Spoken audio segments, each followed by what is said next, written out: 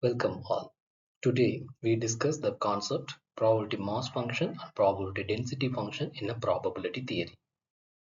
So probability mass function. What is meant by probability mass function? Usually in probability theory, the random variable is classified into two types: discrete random variable and continuous random variable.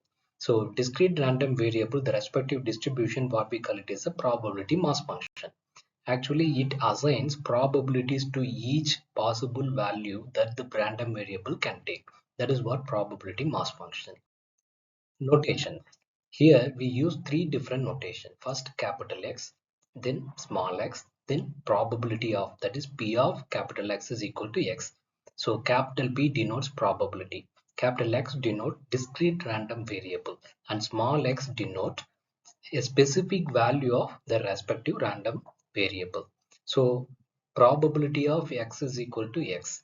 So probability of discrete random variable for a specific value, that is what P of x is equal to x. Next, the characteristic function of probability mass function. In a characteristic function, the probability mass function satisfies the following probability properties. First property, when you calculate the probability for a specific value for a discrete random variable, that should be in between the range of 0 to 1. That is what the first property. Next, the sum of probabilities for all possible values of x equal to 1. This is what the two properties of probability mass function. Then examples of probability mass function. Here we have one practical example for a fair die. Fair die consists of without any defect, all faces has unique side. That means 1, 2, 3, 4, 5, 6. There is no defect. So that is what fair coin or fair die, six-sided die. So when you roll up the six-sided die, fair six-sided die, we may get some outcome. That outcome only we represent small x. So when you get the outcome 1, the respective probability is 1 out of 6. 6 denotes the total possible chance. Here getting 1 is only one chance. So getting 2, only 1 out of 6. So 3, 1 out of 6. That is why we are getting the constant probability 1 by 6 for all 6-sided face value of the fair die. Next, importance of probability mass function. So probability mass function provides concise summary of the probabilities associated with each possible outcome of a discrete random variable. They are fundamental for understanding the behavior of discrete random variables and making predictions based on probability theory. This is what the probability mass function. Next, we will see the probability density function.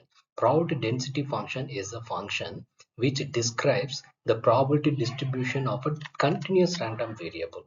So continuous random variable, the respective distribution function, what we call it is probability density function. Unlike the probability mass function, for a discrete variable, the probability density function does not directly give probabilities that describes the relative likelihood of different outcomes. Notation. Here also we use capital X, small x, and instead of P we use F. So continuous series usually we mention f of x. So f of x for the probability density function, which shows the probability of the random variable x, and capital X is a continuous random variable. Characteristics of probability density function. So here also the probability density function have two properties which has to be satisfied.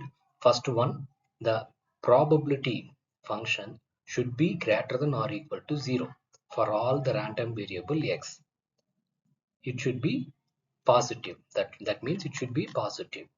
And second condition, the total probability minus infinite to plus infinite integration with minus infinite to plus infinite f of x dx should be equal to 1. The area under the probability density function curve over the entire range of possible outcomes is equal to 1. Examples. So like a probability mass function, probability density function, also we have some practical example. When we talk about probability density function, you should have follow some particular continuous series distribution. For example, standard normal distribution. Here the mean value mu equal to 0 and the standard deviation sigma is equal to 1. This is what we consider. Second point, the probability density function of this distribution is represented by a buffet bell-shaped curve known as the Gaussian curve. Importance of probability density function. The probability density functions provide a continuous representation of the likelihood of different outcomes for a continuous random variable. They are essential for understanding the distribution of continuous data, calculating probabilities with specific intervals, and performing various statistical tools. So this is what the importance of probability density function and the relationship with cumulative distribution function. So cumulative distribution function is an integral of the probability density function and gives the probability that a random variable x is less than or equal to a specific value.